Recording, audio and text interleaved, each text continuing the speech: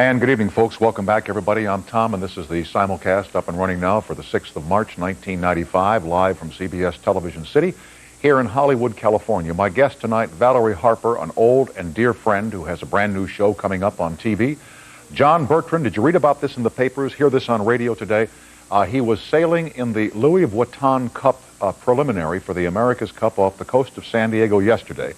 And his $3.5 million boat split in half. Well, you see this. It's absolutely unbelievable. And back from New York, my old friend Deborah Norville, who debuted today on the syndicated television program Inside Edition. Well, here it is Monday, and we're once again at the bottom of the mountaintop. Old Sisyphus with the big stone in his hand set to push it up there one more time. But what's good about this is by the time we reach the end of this week, we will have completed 45 complete programs here at CBS, which is 42 more than Martin Short did at NBC. Yeah, I know, rough go. I went to the movies this weekend to see this picture, Miami Rhapsody. You know, we had Sarah Jessica Parker here about 2 weeks ago, and then Kevin Pollak was here on Friday night, so I thought, why not go and see this picture, which was playing over in Century City, and I played it smart this time, and I recommend this to you, where you dial on the phone and reserve your theater tickets. I could not believe that this could possibly work. It takes you an hour and a half to punch in all the stuff, but it's well worth the wait, well worth saving the wait in line. And afterwards, have you been in this place, Dive? Yes. I think Steven Spielberg is a major investor in that restaurant. Folks, you have never seen anything like this. It's a submarine. And all they sell in there, well, most of what they sell in there is fancy submarine sandwiches. But inside, it's like you're on a sub, because you're underwater, and every hour the sub dives. So I have 2 of those vodkas, you know, and man, I thought I was on the Thresher there for a second. Holy God. Just get it up, nose up, you know. Anyway, my thanks to all the folks in the Orange County Register for a very nice cover picture last week in their television section on Thursday. Yeah, the new Mr. Late Late Night. Yeah, yeah, right. You know, 2 o'clock in the morning in half of America. Mr. Late Late Night. Mr. Early, Early Morning. You know, they could call this show Sermonette. Anyway, if you look at this picture and then look back at me, and while I tell you a little story here, tell me what is wrong with the picture you just saw. There's something very wrong with that picture. There was a story in the paper here this morning in the View section in the LA Times about a kid whose name they didn't give, and he was worried about playing a very tough team in Little League. And all week long he's saying to his parents, you know, we're going to lose. My God, they're too strong. We're going to get beat. We're going to lose. It's going to be terrible. So finally, the night before the game, his mother and father said to him, they said, look, you should be, you know, a little bit more positive, a little bit more affirmative about it. He says, okay, I'll try. He woke up the next morning and his dad says, how do you feel? He says, I'm positive we're going to lose today. Anyway, if you look at this picture and then look at me, they printed it backwards. Notice? Or is this backwards? Have you had 2 colortinis? Valerie Harper is here tonight. The man who lost his boat yesterday in the preliminary for the America's Cup is here. And Deborah Norville joins us from CBS in New York City. Now, where is the salute point tonight? Right over here, sir. Thank you. All right. Settle back, relax now, and watch the pictures as they fly through the air. Thanks for watching, everybody.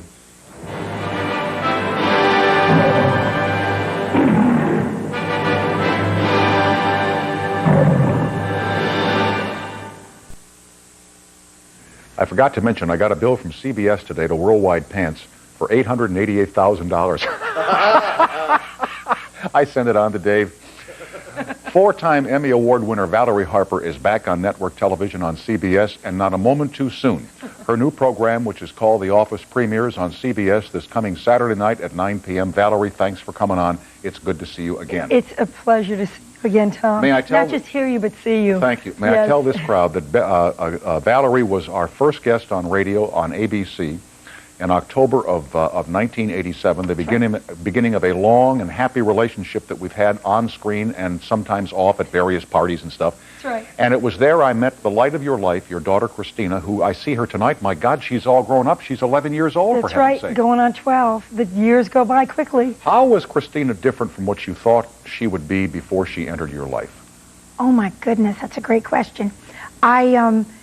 I didn't realize that the children were they're so much more mature and know so much more than I did at, say, 6 or 8. Or maybe you don't have a good perspective on yourself. I remember being 11. I'll bet your mom said the same thing about you, though. Probably. You know, I think all generations say, gee, they get smarter, they get wiser, they get taller, they get better. Mm-hmm.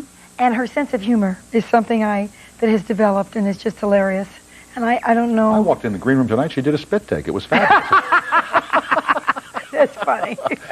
The last time we talked... You have such great stuff in there, those brownies. I know. And the amazing thing is we have 2 trays. We have the brownies, and then we have the vegetables. Yes. When I leave here at 11:30 at night, the brownies are all gone, the vegetables are all there. Yeah. My daughter is eating the fruit and vegetables. Yes, she is. Yeah. But we talked the last time, kid, about our responsibility to our children. You know, we're bringing up the next generation here. And when you think about it, I mean, wow. Yes. We have so little time to get them prepared to be the next generation. That's true, and it's not just your own children. We really, as Americans, have to, I think, take the larger responsibility, because all the kids, the whole next group coming up, they need to be supported in ways that they're not. I think the kids should be at the top of the political and social economic agenda, and they're not. They're at the bottom. Well, I think they should be at the top of the agenda, but something that I see on TV sitcoms, and we can talk about this when we talk about your new show, The Office, at 9 p.m. on CBS on Saturday. Thank you. Great. Go for it. And by the way, you got to CBS just in time. Well, you and me, Tom. Let's bring them back. You, me, and both. Right. But anyway, they should be at the top of the agenda, but watching a lot of sitcoms, I don't like it when kids rule the house. No, that's not what I'm saying. No. You know, a lot of the shows, I think, are written by writers from other... In other words, they're writing children from other shows rather than writing children from life, because that precocious kid that knows everything and bumbling dad and mom who's, you know, either bitter or... It's too much of the same thing. I think we need people that are more rounded, that have all facets, and certainly children that are children. You know, I was listening the other day to Dr. Laura Schlesinger on the radio. I'm a big fan of hers on KFI here in town. She is. And she was talking about taking her son, who I believe is 11 or 12 years old, to see this movie, The Mask. Or, no, excuse me, Ace Ventura, Pet Detective. Oh, sure. Okay? Yes. With Jim Carrey. And they get to the end of the picture, and the kid is battling a chicken. And I'm going to use a phrase here, and it's, if you don't want to hear it, turn the sound down, okay? Or if you think it's too tough, you can bleep it. The chicken says to the kid, "So blow me." Now she's looking at her 13-year-old waiting for the question, and she's saying, why are they putting stuff like this in a movie that's designed to be seen by children. PG-13? I know. What's going on here? I don't know. I do agree. You know, I guess you get more, I don't know if you get more conservative, but you sure get more careful about things when you have little ones. You bet. And when you're sitting in the theater with them, I just think children need more material, more educational stuff, more shows, more entertainment aimed at them, for them. And that takes special people making that material. I know that you did not bring the tapes for me to mention no, I the tapes. did not. I know. But that is true of Boomerang. That's why I'm with it. Okay, I want to talk to you about Boomerang Kids. These are tapes for kids that put history into perspective. How do they do it? Well, it actually, Boomerang is an audio cassette tape that is, it's a magazine, and it's got segments, but the children are not actors that are on it. They're mostly all kids. Mm-hmm. I'm the only adult. I'm the only adult besides one other character in the elevator. It actually is entertainment and education together, so that when you go back in history and talk to Beethoven, the kid asks, "Mr. Beethoven, what was the worst thing for you?" He said, "Well, losing my hearing. It broke my heart because music's my life." Sure. Or they ask Anne Frank, what's bad? What was really terribly bad about being in? She said, having to be quiet. We couldn't yell and laugh like other children when we were hiding. So they get an emotional experience of these, rather than a dull date. They don't understand, kids, all the political consequences of Anne Frank, but when they hear that she couldn't be a kid and be noisy, now they got a clue as to what's going on. Exactly. And they can, and this is aimed, actually, Tom, your little granddaughter is just entering this group, between 6 and 12. Under 6, they love Barney and unicorns and Mickey. Around 6, 7, they're wondering, how does a credit card work? Yep. And what's the inside of a watch? And their curiosity is bursting from them. And a lot of material out there is either solid entertainment or it's kind of educational, like, now let's see the mongoose's habits. And the boomerang is aimed at fusing the two. On that the tapes, we have bubble gum contests in terms of what's the best taste, what makes the best bubbles, crazy words, What's and the all answer, this what's history. the answer to that? Which Well, does? that the kids, the kids say, I don't know. They have a little round table discussion. Children help. How write this long since material. you had a chew of Fleer's double bubble gum? Which? Fleer's double bubble. Fleer's? Yeah. How do you know Fleer's? I just knew Double Bubble. Double Bubble. You know it was Fleer's? Fleer's, yeah, and they had comics inside, yeah. The comics, yeah, Yeah. but I never knew the brand name. Yeah. You ever chewed Fleer's, two at it once? sounds like some kind of shoe, inner sole or something. Fleer's. That's great. I'm very impressed, Tom. Ever chew two at once, one on each cheek? Unbelievable. Yes. Yep. Oh, so what was her name? Christina's last name. I didn't name my daughter after her, but her name was Christine. She used to get 4 pieces, or maybe 5, and could make immense bubbles. Uh-huh. And then have immense cleanup afterwards. Yes, Yeah, right. yeah. I always liked Double Bubble the best. That was my favorite. Me too. Me too. Well, you did get those comics. Tell me about the restaurant that you and your husband have now. Oh. Regina, get a load of this one, folks. Regina Chaley, the Queen of Heaven restaurant. Yeah, but a lot of people don't know That's that. a little pretend. We used to sing it every Sunday at St. Agnes, for heaven's sake. That's it. The Catholic boys and girls like myself know it. Tony named it after a prison in Rome. There is this incredible prison that used to be a cathedral 400 years ago. Last 200 years, it's been a retaining. I don't know what they did. Either French soldiers or this one, the political prisoners were kept there. Heretics. Tony used to smell this incredible aromas coming from this place every day. And it was the felons, either arguing with the guards how to make the gnocchi, or this you got to do, ai così, che mangia fa, what are we going to eat today? And he realized that in Rome, the commitment to good food is so intense that even the prisoners were eating like kings. You know, So he said one day he would name a restaurant. The that. restaurant business is a very chancy business, as you and Tony know. Let me pick up on that when we continue. We are talking here with Valerie Harper, and you can too at 1-800-95-CBS-TV. Back after a short break.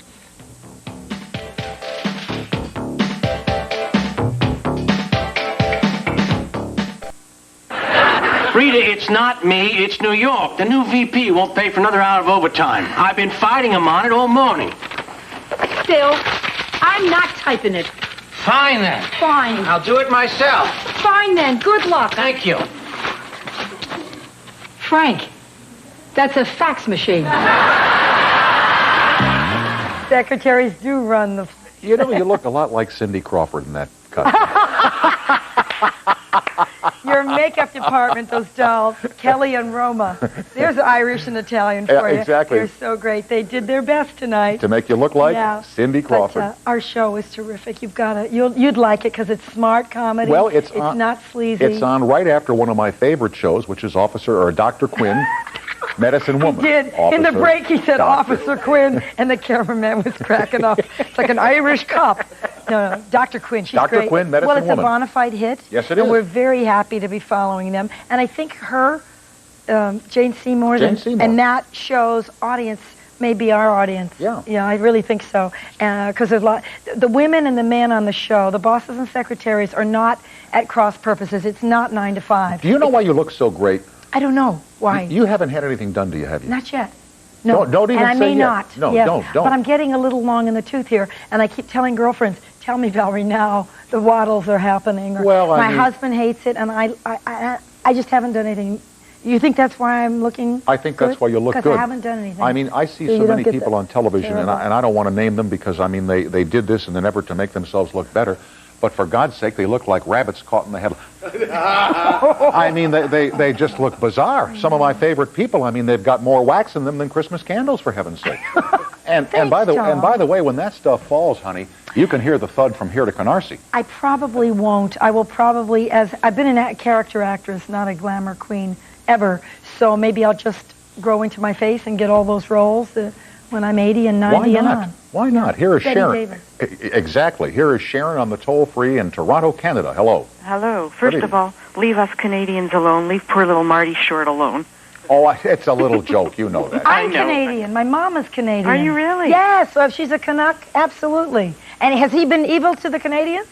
Well, no comment. I took a little gentle jab at Martin Short tonight, but listen, believe Tom's me. jabs are always gentle. Exactly. Yeah, forgive him. Well, as I've been following your career and Tom's, but no comment on that, I would like to know from... What do you mean? What do you mean? No comment on that? She's tough, those Canadian women. I would like to ask you, are you still in touch with Mary Tyler Moore? Yes, I am. As a matter of fact, I talked to Mary about 3 days ago when she was in town here. She lives in New York now, so I don't get to see her as often as I'd like. But she's a dear, and she's just completed a movie, starting another one, and I do talk to her. But she's happy as can be. Let's go back to this following of careers. What does that mean, Sharon? Well, I remember seeing you in New York on the Tomorrow Show. And you still look as good as new, and of course you're not filled with wax yourself, and I hope you don't light up a cigarette in front of these people that are. Great. But again, I have been following you since the Tomorrow Show, not personally behind you as you're walking. I understand. Sharon, I'm going to take that as a compliment. I want you to know I appreciate it very much. Okay. Thank you, ma'am. Bye. Bye-bye. Now, you, early on in your career, you were not a rockette. You were a Radio City ballet. Ballet girl. Ballet girl. That's what we were called. What was the difference between that and being a rockette? Rockettes were famous, and taps, and their legs went up, 32 of them together. They're famous. They made Radio City, I think, famous. Yeah, and we were on point shoes, toe shoes, and we did other dance. We did, ballet. And would you appear within the confines of the Radio City Music Hall? Would that be? Oh, sure, it was part of the show. Yeah, okay. Oh, yes, but the Rockettes were really the stars. We did other dance numbers within the show. We did 5 a day. Let me put up the still here that Valerie was kind enough to bring in tonight. This is from, I guess, 1921, isn't it? I think 58. For sure. And we were gold nuggets, Tom. Oh, look at that. And You're we beautiful. came up out of the ground. This is so funny. Your producer, Bernard, said, Valerie, if you get the picture. Oh, and here's you? Here I am, 9th gold nugget from the left. Wow. And we came up shimmering with these gold things on our heads and danced our little toes off. And Mom and Dad are in the house the first night? Oh, yes. Dad's sitting up with that small little girl up there. That's right. Yeah. That's right. They were. On the toll-free, Jack in Gary, Indiana. Hello. Hey, how you doing there? Okay, Jack. Do people in Gary, Indiana go around singing Gary, Indiana all day long? I hope not. No, but they get annoyed with people who do. Who do, right. By the way, Tom, you think the gal in Canada was steamed at you? Try this guy. Okay, hi. Say hi to Valerie, Jack. She's right here. Hello, Jack. Tom, I heard you bring up Cindy Crawford. Miss Harper, I got to tell you, I think you're much better looking than Cindy Crawford. There you go. I think Cindy Crawford is real overrated, and that thing on her above her lip looks like a bug. And I don't know if you ever heard. I don't know if you ever heard her talk, but she makes Dan Quayle look like a Harvard professor. I really haven't ever heard her anything but thanks. That's sweet. She's a very beautiful young lady. You're a smart lady, but even by supermodel standards, she's dumb. But I'd like to. By the way, Tom, you gave me a great. They must sit there in Gary, Indiana, just waiting to get out here and unload. Man, lock and load, Jack. Wow. Tom, you gave me a big laugh last week when you had that Ken Hamlin on. And you were talking about your bonus, your $50,000 bonus. Yeah. Me and the guys at work were talking about it next day, cracking up, and we're thinking of putting together a collection for you, buddy. It's 7800 Beverly Boulevard. Well, how quick he is with the address. That seems very desperate. I mean, you work 4 hours a week, and on top of your millions of dollars, you get a $50,000 bonus. I'll never make $50,000 in my life. But you might, Jack. You don't know that. Well, certainly not with this attitude. But just kidding, Jack. Please, Jack. By the way, that Ken Hamlin fella you had on there. Yeah. I mean, I got to tell you, I'm a white guy, but I'm just sick of this white backlash against black people. I mean, black people have had every obstacle thrown in front of them, and then I know it's not your fault, Tom. I know it's the producers, but for them to put that buffoonish sloganeering piece of nonsense on twice, and with all the intelligent black people and professors you could put on, I thought that was a real insult to black people, because that guy, he's just a fool. Well, it was not done to insult, but rather to show the kind of thinking that's out in America today. And Mr. Hamlin represents a lot lot of people who feel that way. No, he doesn't represent a lot of people. These people like him and Armstrong Williams, they get on TV all the time because that's what white people want. A lot of white people who run things, they want to think that people like that do represent black people, but they don't. All you have to do is look at who they're voting for. And I think it's an insult. That's like having the Jews who had the Stockholm syndrome, who fell in love with their captors. That's what he's about. He's just trying to make money. But by anyway, I'll tell you what, Jack. You make a very good point, but I don't want you to take up Valerie Harper. I'll tell you who you should have on. I saw a guy on Politically Incorrect, Playtel Benjamin. He's got charisma. He's got a hat like him, but he's 1,000 times smarter. Have that guy on. Okay. Now, did you have a question for Valerie Harper? Yeah, I'd like to ask you a question about when you were on the Mary Tyler Moore show. Sure. I know you didn't do a whole lot of scenes with him, but you remember the guy who played Murray? Oh, sure, Gavin McLeod. Yeah, Captain Steuben. Yeah, he went on to do The Love Boat, yes. Now, I always wondered, it always puzzled me, he seemed like such a cool guy on the Mary Tyler Moore show, and then when he did Love Boat, then when I saw him interviewed in real person, he seemed like as much of a lunatic as Captain Steuben was. But what's the deal with him? He's not a lunatic at all. He's a darling. He's very, very positive guy. Excuse me?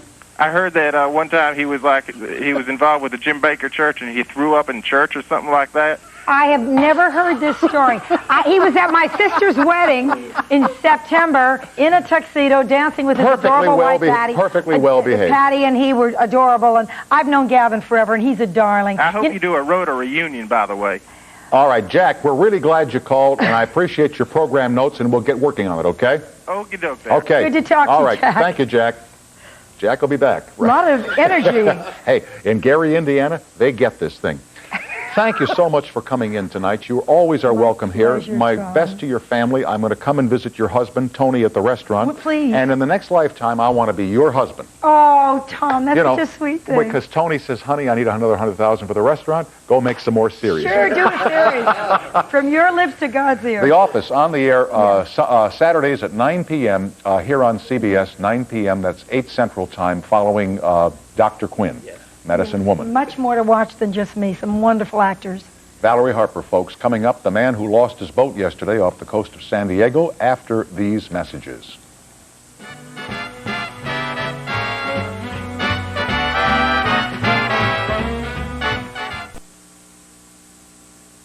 In 144 years of America's Cup Yacht Competition, they have never seen anything like this. Yesterday, within a minute and a half, the Australian yacht One Australia went down in heavy winds and fierce waves with 17 crew on board. Skipper John Bertrand joins me now from his home in Point Loma, California, to tell us about what happened. Now, you're competing yesterday, Skipper John, for the Louis Vuitton Cup, preliminary to the America's Cup. What happened? Did you know what was happening when you heard this sound, the cracking of the hull or whatever happened down there?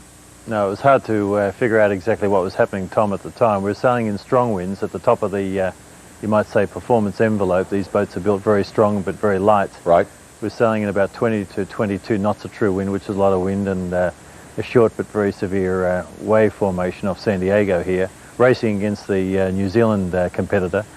And a loud bang went off. It sounded like a cannon.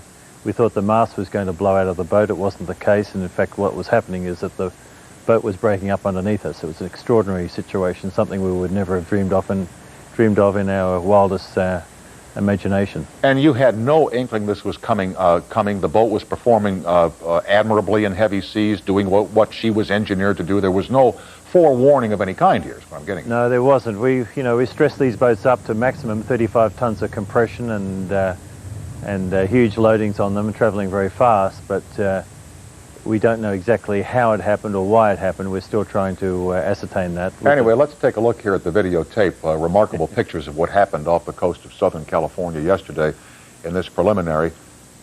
Now, yeah, you can see it just breaking in half right here, and all you guys are diving off the... Boy, that thing went down fast, didn't it?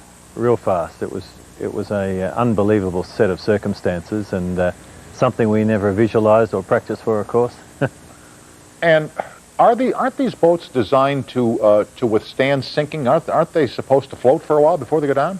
No, well, America's Cup yachts, they're like racing shells of rowing or Formula One motor racing or IndyCar race cars. They're built at the very feather edge of strength and stiffness and power to weight ratio. Right. So they're hollow shells. They're really not. They don't have buoyancy, but we never expected them to go through this type of pain. Would there be anybody in this competition who would not wish you well? Would sabotage be a possibility here, or is it too soon to tell? No, I would have thought that that's almost an impossible situation to have happened. We have 24-hour security with these boats. We're talking about probably the creme de la creme of international yacht racing with the America's Cup, and security is a major issue just from a point of view of keeping the secrets close to the war chest. And this So is we would be surprised if anything like that happened. and this is a new boat. It's surprising that it would break up this quickly. I mean, it shouldn't happen. Yes. No, that's true. It's made out of carbon fiber aerospace technology, not unlike the stealth bomber in many ways. And yes, it's hard to, there's obviously compression and tensile failure, but beyond that we don't know much exactly, except that it happened fast and we had to get our act together and get off that boat really quickly. And everybody's okay. Nobody was hurt, or maybe somebody was injured slightly, but everybody's okay? Yep. And we had 2 guys down at below at the time. We got them out quickly, and it was just staggering how quickly and how quickly it was over. Now, what happens to the team from One Australia? Do you get another boat? Yes, we have a second boat, our training boat, that we've been using for quite a long time before the race boat. See, this boat represents 20,000 man-hours of tender love and care and building time worth probably in the order of $3 million. So they're expensive machines, they're highly tuned pieces of machinery designed to win the America's Cup. We have a training boat which we're now reconverting into our frontline race boat. Of course, it's the only one we've got, and we're totally focused. Us Aussies are very tough. We come from a huge continent. I know. Droughts and fires and we Americans well remember 1983 when the champagne makers of Australia had a banner year, sir. When you won the race.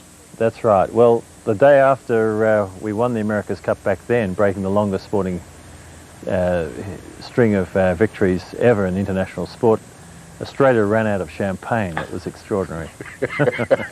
Unbelievable. Bad thing to run out of. I wish you well, and I thank you for staying up late with us, and I wish you good fortune in getting your new boat back on as soon as possible. Thank you, Thanks, Skipper. Tom. Okay, John Bertrand, who, along with 16 others, went through a horrifying experience yesterday on an America's Cup contender in the waters off the Southern California coast. Coming up, the new anchor of Inside Edition, Deborah Norville from CBS New York, after these messages.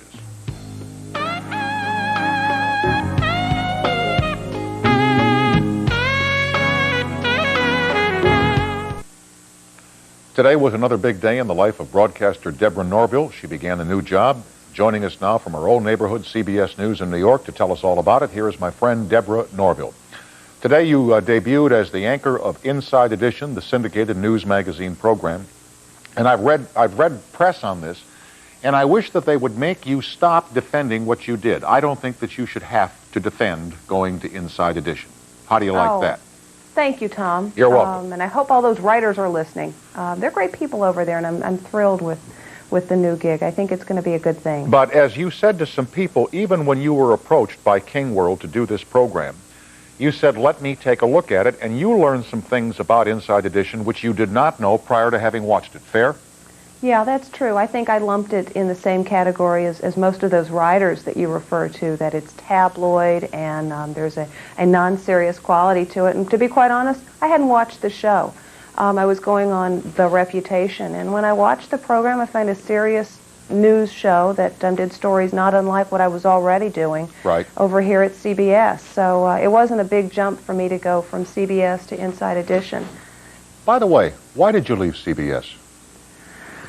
It was a couple of reasons, some personal, some professional. On the professional side, I wanted to work more predictably, more regularly. The 2 years plus I was here at CBS, almost a full year of that I was in development, waiting for the network to put the next magazine show on the air. And right now CBS News is in a state where they're taking shows off the air. They're not putting them on. So I didn't see a lot of growth in that arena. And I love reporting. I love telling stories.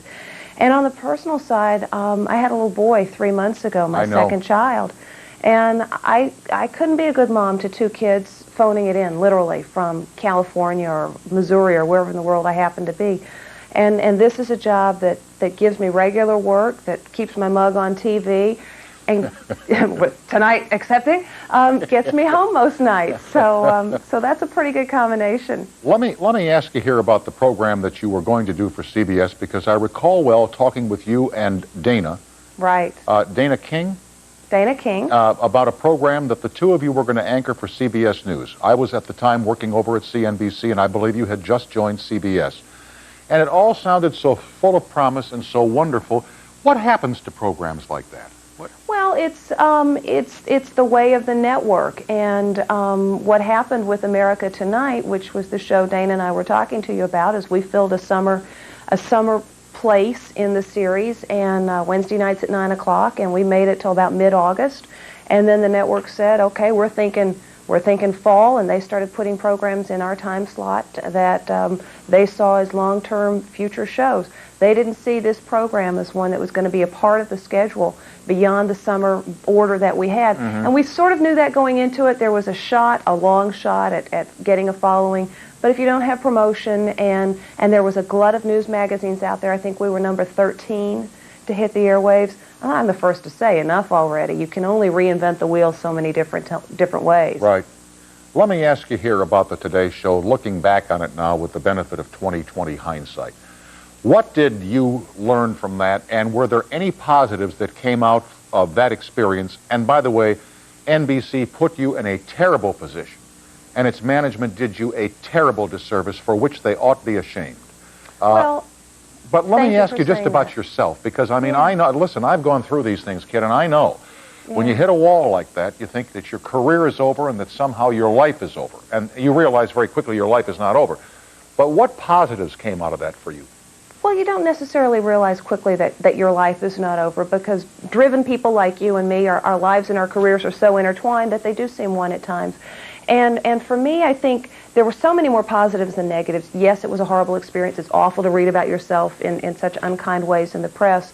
But long view of it, I went through the worst that the press could give me. Professionally speaking, it can never be as tough as it was during those times. And there's something wonderfully empowering about that when they've given you the best shot they can, and you're still standing and people are going, my God, we didn't kill her. You know that whatever happens to you in the future, it's going to be easier than what you've already lived through. You see, what so it makes it real easy to take the blinders off, to do something like syndication, which a lot of people go, she's leaving the network. Yeah, I'm leaving the network, and boy, this is great. You and I both did something that caused a lot of people to raise their eyebrows. We went on the radio. Yeah. I went on the radio in 1987. You know, NBC hauled up the cannon and shot me down 51st Street back in 1981. And that's when I learned that my career and my life are not going to be intertwined any longer. That job is going to be one thing, and, you know, they can cancel your show, but by God, they ain't going to cancel my life. I'm not going to give anybody that power. But you and I found, at least I did, and I think you did too, found great comfort on the radio. And the radio was wonderful. Radio saved me in so many ways, because it gave me back my sense of self. I was pretty shattered when I left NBC and having had no support or very little support. And you can't do 15 hours, as you know, of unscripted, spontaneous communication with people all over the country without reaching inside and just being yourself. And I found out I could be myself, and if people liked me, I could say, there are 48 states in America, and somebody would call up from Missouri and say, Deborah, you're so stupid, there are 50 states. I go, God, you're right, I'm blonde, what do you want real facts, get a brunette. I'm human, I make mistakes, and I could admit it on the radio. And I remember one episode I did, Barbara Mandrell was a guest, and she was at her house in Tennessee, and I was at my apartment. That was the one wonderful thing. I was doing it from home, doing the interview, and I said, you sell prunes, you write books, you make music. How do you do all this stuff? You got kids. She said, I do a lot of things at once. As I'm talking to you and your listeners, Deborah, I'm signing stuff my fan club has sent. And I said, God, it's so funny, because as I'm talking to you here on the radio, I'm doing my nails, and I had the best looking nails when I was on the radio, because I'd file during the commercials, and I'd paint, like during this part now, I'd say, yeah, Tom, da-da-da-da-da, and my nails looked great. Yeah. And you know what's amazing, Deb, is I'm talking to you here, talking about Barbara Mandrell. I'm making a cheesecake here in the studio.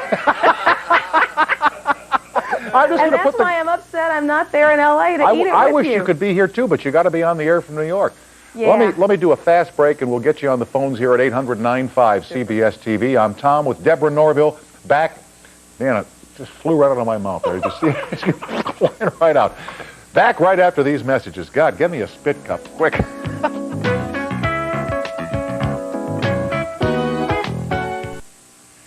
We are back with Deborah Norville, who joins us from CBS in New York. Here is Ed on the toll-free in Athens, Ohio. Hello.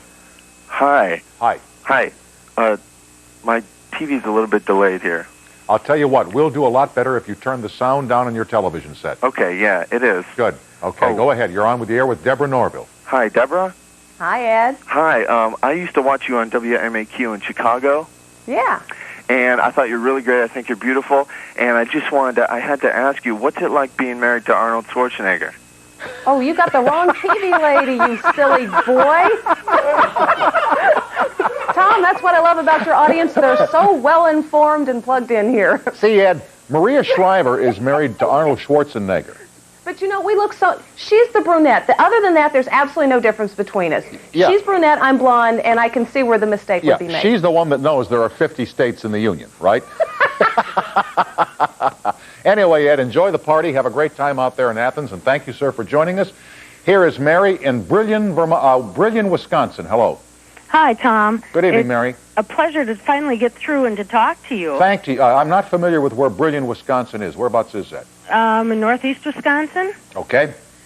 First of all, I wish I could say that I were out in California because we're getting hit with 6 to 10 inches of snow. Oh, yeah. I have another question for you. First of all, were you born and raised in Wisconsin? Yes, I was. I was born and raised in Milwaukee. Oh, wow. Yep, that's in southeastern Wisconsin. Yeah. I'm between Appleton and Green Bay. Oh, listen, my grandmother and my mother were from Kewanee, Wisconsin, up there on the lake. You know where. Oh, okay. Yeah.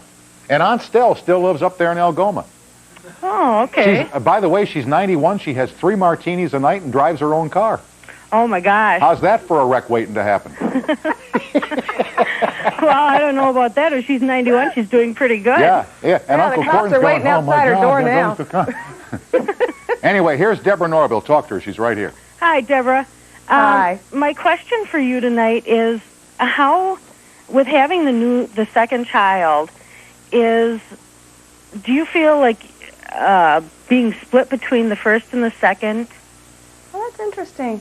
No, and I wondered about that. I don't think you love your children differently. I love Nicky, my 4-year-old, because he's Nicky, and I love Kyle because he's Kyle. And even though he's just barely 3 months old, I already see differences in him. And you know, you celebrate the differences. Wait. That's interesting. What do you see different in a 3-year-old boy that's different from the boy who was 4-year-olds? How was Nicky different at 3 months from the way Kyle's married? My memories of Nicky were when he smiled or when I thought he was smiling. I wasn't sure if it was a smile or gas. Kyle, I am absolutely convinced. He's giggling, he's laughing, he's a jolly little boy. And I think that's wonderful. And how is he in the gas department? Is he okay? You know when it's gas. Yeah, you do. Yeah, you can tell. Yeah. Very good question, Mary. Anything else? No, I don't think so. How does it feel to be married to Arnold Schwarzenegger? I can't say that I am. Have a good evening, Mary, and thanks for calling us. You're welcome. All Bye-bye. right. Night now. If you were going to talk to young people about television and going to work in this industry, what would you say to them? I do talk to young people, and I guess what I talk most about is desire, and to look inward and ask yourself why you want to be in this business. Do you want to be in this business because you think it's glamorous, because you think you're going to make a lot of money, because the idea of being famous is something that appeals to you? If those are the things that you want to be a TV newscaster to achieve, my advice to those young people is go host a talk show. Go, Thanks, Deborah. Work. No, seriously, Tom, because our business doesn't need journalists who can't report. And you worked the street a lot of years. You've got a strong news background, and you know what I'm talking about. We need people who care about the public's right to know and believe in the First Amendment as a responsibility, not just a right. The First Amendment, Potter Stewart said this so beautifully. Journalists spend too much time worrying about what they have the right to do and not enough time about what's the right thing to do. If you want to make a lot of money, you want to be famous, you want people to know who you are, you want to wear pretty clothes, go be Estee Lauder's new spokesmodel. I don't know that we necessarily need you in TV news, but if you want to be in news for the reasons that I talked about, the public deserves to know, and we are the key to accountability and a truly free and open society, then boy, welcome to the club, because if you believe in that, then the obstacles won't be obstacles. I'm really down to time here. I'm glad that you're back on television on a regular basis day today, and I thank you for staying up later with us. And I thank you, Deborah, and all the best to you. You too, Tom. All right. Thank you. Good night, young lady. We will continue and wrap it up for late on Monday, almost Tuesday, after these messages.